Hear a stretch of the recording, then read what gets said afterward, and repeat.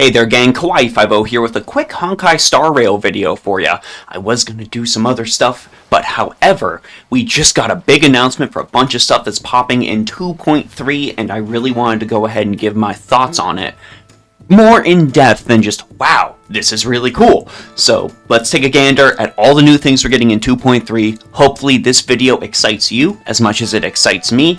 If it does, please feel free to like, comment, share, subscribe, etc. All of those things will be really exciting for me as we try to get to 10k subs by the end of the year. Alright, let's see what we've got going on in this new update.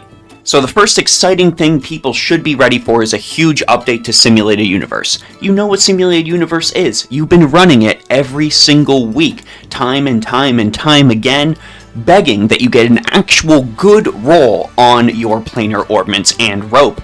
But now we are going to make this even easier.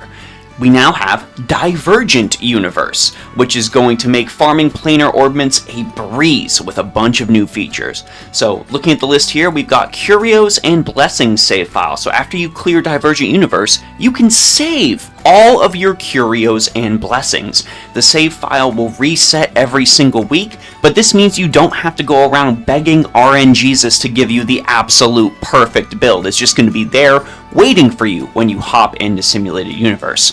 We now have a planar ornament quick claim function. After clearing Divergent Universe, you can directly skip every single enemy and go straight to the bosses with your saved Curios and Blessings to obtain the corresponding planar ornaments. Now, this unfortunately makes Acheron's immediate insta-kill that I've been using to hyper-farm Simulated Universe a little less good, considering I can just go ahead and skip all that now. But, I mean, that's a minor gripe. Acheron is still the absolute god king of Honkai Star Rail right now, so it's fine. It's totally fine.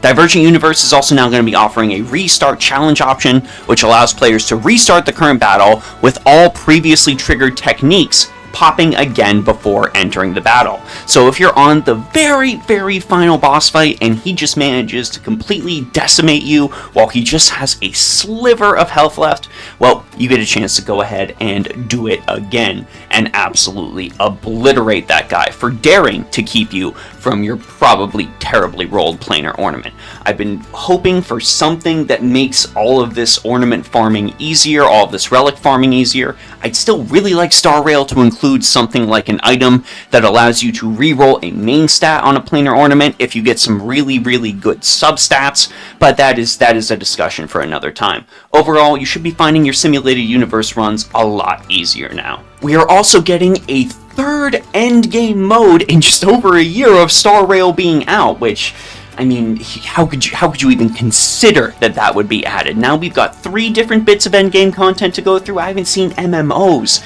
get this amount of content released in such a short period of time. So this is super cool. The new game mode is called Apocalyptic Shadow. This is going to pop alongside Memory of Chaos and Pure Fiction.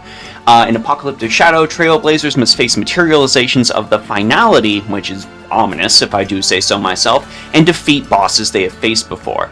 These faux materializations will have slight differences between them and your normal bosses from Echo of War. Trailblazers can check out the details by reading traits and build a team around that. You gotta mind your team setup and combat strategy, defeat foes, earn high scores, obtain rewards, and this gets you 720 Stellar Jades on top of all the other Stellar Jades you get from doing all of the other endgame stuff. So players with completely, bricked out teams ready to go, well, we're gonna have more stuff to do in the future. Now, they did specifically say many times that this is designed to be really helpful for hunt characters. If you haven't been super paying attention to the meta right now, basically a lot of hunt characters have been put on the back end unless their name is Dr. Ratio. Loser! You're a loser! Are you feeling sorry for yourself? Well, you should be, because you are dirt! You make me sick, you big baby! So with this new Apocalyptic Shadow game mode, I am excited to be able to use different team comps, use different setups and ideas to try to not only expand my roster, but get excited for characters in the future I know will be useful in this piece of content or this piece of content. We are now reaching a divergent point in Star Rail where we need even more teams, even more setups to be able to do all of the endgame stuff, and with the release schedule of characters being sort of rapid fire, I am actually here for that. I am going to completely enjoy that. Even with all of my teams filled out, I still have a few characters that are sitting on the bench. Things like Apocalyptic Shadow are going to give me even more reason to mess around with different team builds and find a way to go ahead and clear stuff. And I am equally excited to see who is going to be absolutely crazy and clear Apocalyptic Shadow with either lower rarity characters or a completely free-to-play team. I'm waiting for it. It's going to happen. You know it's possible. We are going to see Fire Trailblazer completely obliterate some people, and that's going to be very exciting. But I want to know what you all think. Let me know your thoughts on Apocalyptic Shadow and the new Divergent universe down in the comment section below. Let me know if you're already brewing any teams in that noggin of yours to try and find out how you are going to conquer a super boss even stronger than the standard Echo of War bosses. Let me know. I'd like to, get some team brewing ideas myself so I can prepare some characters for when this pops in 2.3. As you head down the comment section, be sure to check out the Discord, the Patreon, and the Ko-fi. Huge thanks to everyone on all those platforms for all their support, and a big thanks to you on YouTube as well for watching to the end of the video. Anyways, gang, that's it for me, Kawaii50. I hope you all have a phenomenal day, and I'll see you all in the next one.